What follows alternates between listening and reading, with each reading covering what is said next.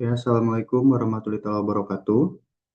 Pada pertemuan kali ini kita akan belajar mengenai kebencanaan, mitigasi, dan adaptasi bencana, cara menghadapi dan menanggulangi bencana.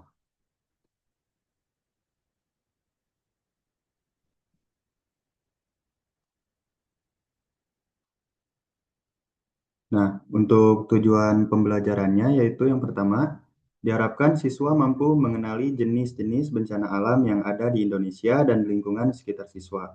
Kemudian yang kedua, siswa dapat memahami dan menerapkan mitigasi bencana yang dapat dilakukan untuk meminimalisir dampak bencana alam. Yang ketiga, siswa mampu memahami adaptasi bencana alam yang ada di sekitar lingkungan siswa. Nah, yang pertama itu kita akan membahas apa itu bencana. Nah, secara singkatnya, bencana adalah peristiwa yang mengancam dan mengganggu kehidupan masyarakat dan menyebabkan korban jiwa, kerusakan lingkungan, serta kerugian harta benda dan juga merugikan psikologis bagi korban bencana alam. Nah, secara umumnya bencana itu bisa terjadi akibat proses alam dan juga bisa proses kelalaian oleh manusia. Nah, di sini tuh ada jenis-jenis bencana alam, sebaran dan dampaknya terhadap kehidupan. Nah, yang pertama itu ada gempa bumi. Nah, gempa bumi ini merupakan getaran tanah yang bisa merusak bangunan atau lingkungan lainnya yang dapat terdampak oleh bencana gempa bumi. Nah, gempa bumi ini tuh biasanya terjadi karena pertemuan aktivitas lempeng tektonik yang ada di landas kontinen yang merupakan pertemuan antara benua dengan lempeng samudra. Nah, gempa bumi juga biasanya itu bisa terbentuk oleh aktivitas vulkanik gunung api. Nah, pada aktivitas gunung api tersebut biasanya menghasilkan getaran yang terasa sampai ke permukaan tanah. Kemudian ada kebakaran. Nah, kebakaran ini tuh bisa terjadi akibat proses alam seperti yang terjadi di beberapa wilayah di Indonesia. Kebakaran ini tuh bisa terjadi akibat eh, proses alam, biasanya itu karena cuaca yang panas dan musim kemarau yang berkepanjangan. Juga bisa disebabkan oleh kelalaian manusia, seperti aktivitas pembakaran hutan yang dilakukan oleh oknum-oknum masyarakat yang ingin melakukan pembukaan lahan. Yang ketiga, maaf, ada banjir. Nah, banjir ini dapat didefinisikan sebagai air yang menggenangi area permukaan. Nah, banjir ini tuh biasanya terjadi pada musim penghujan yang biasanya itu intensitas hujannya sangat tinggi. Nah, biasanya itu banjir ini tuh berakibat pada aktivitas manusia di sekitarnya. Kemudian ada angin puting beliung. Nah, angin puting beliung ini biasanya terjadi karena ada perbedaan tekanan antara angin di atau udara yang ada di permukaan dengan yang ada di atas permukaan tersebut, permukaan bumi. Nah, biasanya itu akan menimbulkan angin puting beliung. Nah, kemudian ada kekeringan. Kekeringan ini tuh biasanya terjadi pada musim-musim kemarau. Nah, kekeringan ini tuh bisa merusak lingkungan dan mengurangi ketersediaan air yang ada di suatu wilayah. Nah, kemudian ada tsunami. Nah, tsunami ini tuh gelombang air laut yang bisa merusak area pantai dan permukiman dekat pantai. Bukan hanya area pantainya saja, tapi tsunami ini juga bisa merusak hingga ke wilayah daratan yang lebih jauh, tergantung seberapa besar tsunami yang terjadi. Nah, tsunami ini juga itu terbentuk akibat getaran atau yang biasa kita sebut gempa yang ada di bawah permukaan laut. Nah, kemudian ada letusan gunung api.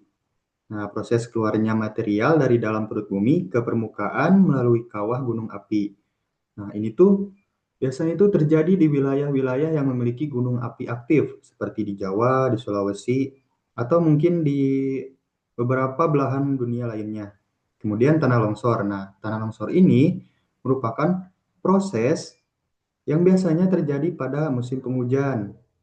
Nah, prosesnya itu biasanya di wilayah-wilayah yang memiliki ketinggian yang relatif curam, seperti di gunung atau di perbukitan. Nah, biasanya ciri-ciri wilayah yang memiliki potensi bencana longsor itu, wilayahnya kurang adanya vegetasi atau tumbuhan pepohonan seperti pohon-pohon yang dapat mengikat tanah, atau yang mungkin anak-anak bisa sebut pohon yang memiliki akar yang lebih kuat. Itu. Nah, di sini tuh ada peta bencana di Indonesia. Nah, peta ini saya dapatkan dari BNPB pada tahun 2025. Nah, untuk 2025 per 1 Januari sampai 15 Oktober, total bencana di Indonesia itu ada 2.590, angka yang sangat banyak untuk suatu bencana yang ada di suatu negara. Nah, di Indonesia tersebut, bencana-bencana yang sering terjadi itu terutama di wilayah Sumatera, nah kemudian di wilayah Pulau Jawa. Nah, di sini tuh Pulau Jawa yang memiliki potensi atau kasus-kasus bencana yang terjadi yang sangat banyak. Tuh bisa dilihat oleh anak-anak. Ini di Pulau Sumatera yang warna merah-merah ini tuh mengindikasikan bahwa wilayah tersebut itu mengalami bencana yang sangat masif atau banyak. Nah, kemudian kita masuk ke mitigasi bencana alam. Nah, apa sih itu mitigasi itu? Nah, mitigasi itu yaitu merupakan segala upaya yang dilakukan untuk mengurangi atau memperkecil resiko dan dampak buruk dari suatu bencana. Nah, dapat disimpulkan bahwa mitigasi tersebut yaitu upaya yang dilakukan oleh manusia atau masyarakat sebelum bencana itu terjadi. Nah, sebelum bencana itu terjadi, biasanya akan dilakukan mitigasi-mitigasi kebencanaan untuk mengurangi dampak-dampak yang akan ditimbulkan di kemudian hari setelah bencana itu terjadi. Nah, tujuannya di sini ada tuh. Dampak kerugian dapat dikurangi, seperti kerugian nyawa dan kerusakan lingkungan. Kemudian, ada pengetahuan dalam perencanaan saat dan pasca bencana. Nah, itu gunanya dapat meningkatkan sehingga masyarakat itu seperti dapat bersiap-siap sebelum bencana itu terjadi. Nah, kemudian perancangan dan penyusunan mitigasi bencana itu dapat dijadikan acuan untuk menyusun suatu upaya dalam mengurangi bencana alam yang terjadi. Nah, kemudian ada jenis-jenis mitigasi bencana. Yang pertama itu ada mitigasi bencana tsunami. Nah, ini tuh biasanya terjadi di daerah pantai dengan masyarakatnya itu biasanya menanam tanaman mangrove atau bakau di sepanjang pantai untuk menghambat gelombang tsunami dan penggunaan teknologi peringatan dini. Nah, teknologi peringatan dini ini juga merupakan suatu teknologi yang modern untuk eh, jenis mitigasi bencana yang ada di dunia, seperti di Jepang, seperti di negara Jepang, mereka itu sudah menerapkan sistem peringatan dini sebelum tsunami itu datang. Jadi, ketika gempa terdeteksi di bawah permukaan air laut, sistem tersebut otomatis akan mengirimkan sinyal bahaya kepada masyarakatnya lewat handphone atau lewat media internet lainnya. Nah, kemudian ada mitigasi gunung berapi. Nah, pembangunan tanggul untuk menahan lahar, pengadaan pemantauan berkala, dan pemetaan kawasan rawan bencana, serta sosialisasi kepada masyarakat. Nah, itu hal-hal ini tuh perlu banget gitu yang untuk dilakukan, terutama di wilayah-wilayah yang memiliki gunung api aktif. Nah, kemudian mitigasi gempa bumi. Nah, untuk ini tuh memahami jalur evakuasi dan mengikuti kegiatan simulasi mitigasi. Nah, anak-anak itu bisa melakukan atau mengikuti mitigasi-mitigasi atau program mitigasi yang dilakukan seperti di BNPB atau atau instansi lain yang berkaitan dengan kebencanaan. Nah, kemudian mitigasi tanah longsor, menghindari daerah dengan yang rawan bencana untuk menghindari bencana longsor ini terjadi seperti di wilayah-wilayah yang memiliki vegetasi yang kurang, terutama di wilayah pegunungan atau perbukitan, atau di wilayah yang memiliki lereng yang relatif curam seperti itu. Nah, kemudian jenis mitigasi bencana. Nah, di situ ada juga tambahan untuk mitigasi banjir. Nah, sepanjang bantaran sungai itu tidak boleh dijadikan lahan pembangunan. Nah, hal-hal ini tuh kasus ini tuh sering terjadi di wilayah perkotaan, di mana suatu wilayah bantaran sungai atau daerah di tepian sungai itu malah sering dijadikan untuk daerah pemukiman warga. Nah, seharusnya ini tuh tidak boleh dilakukan karena akan berdampak pada daerah aliran sungai tersebut juga, seperti penyempitan sungai yang bisa menyebabkan eh, sungai itu ketika musim penghujan, volume air atau air yang ada di sungai itu bisa meluap ke pemukiman warga. Nah, kemudian untuk kekeringan, ini tuh bisa dilakukan dengan cara reboisasi hutan. Nah, di wilayah-wilayah yang memiliki kekeringan, terutama di musim kemarau, ini tuh harus dilakukan reboisasi atau penanaman tumbuhan di daerah-daerah tersebut agar tumbuhan tersebut ketika air hujan turun, ketika musim penghujan, dapat mengikat eh, air-air hujan itu yang turun agar tidak langsung mengalir ke sungai atau langsung bermuara ke laut. Nah, kemudian di sini ada adaptasi bencana alam. Nah, adaptasi bencana alam ini adalah serangkaian upaya atau cara manusia untuk bertahan hidup dengan melakukan penyesuaian lingkungan. Nah, ini tuh penyesuaian ini tuh sebenarnya sangat menarik, teman-teman. Nah, terutama di wilayah-wilayah Indonesia, ketika masyarakat yang memiliki daerah dengan kerawanan bencana yang cukup tinggi, biasanya akan mulai beradaptasi dengan wilayah-wilayahnya tersebut dengan berbagai potensi bencana yang akan terjadi di wilayah tersebut. Nah, untuk selanjutnya kita akan bahas. Nah, di sini ada adaptasi untuk jenis-jenis bencana. Nah, yang pertama itu adaptasi bencana gempa bumi. Nah, bisa dilihat oleh anak-anak.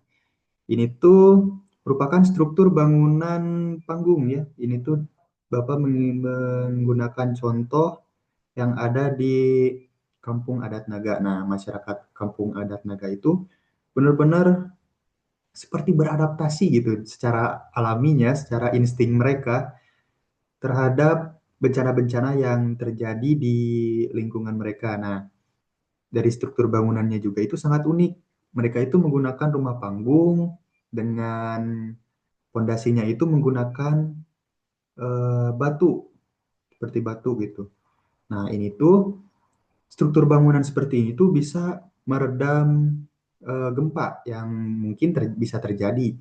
Nah, jadi struktur bangunan yang seperti ini tuh mereka adaptasi dan strukturnya itu sangat cocok untuk eh, adaptasi bencana alam, terutama untuk gempa bumi. Nah, kemudian ada adaptasi bencana tsunami. Nah, mungkin untuk anak-anak yang pernah main ke sekitaran pantai atau pelabuhan, pasti di wilayah pantainya tersebut ada struktur batu atau beton yang seperti ini tuh. Nah, ini tuh namanya itu water breaker atau kita mungkin lebih familiar nyebutnya itu dengan pemecah gelombang.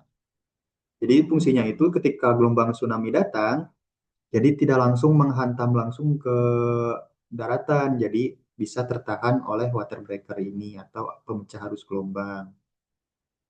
Nah, kemudian adaptasi bencana erupsi gunung api. Nah, ini tuh biasanya itu struktur bangunan ini tuh ada di daerah-daerah Jawa Tengah, Jawa Timur, atau Yogyakarta. Nah, struktur bangunan itu disebut rumah joglo.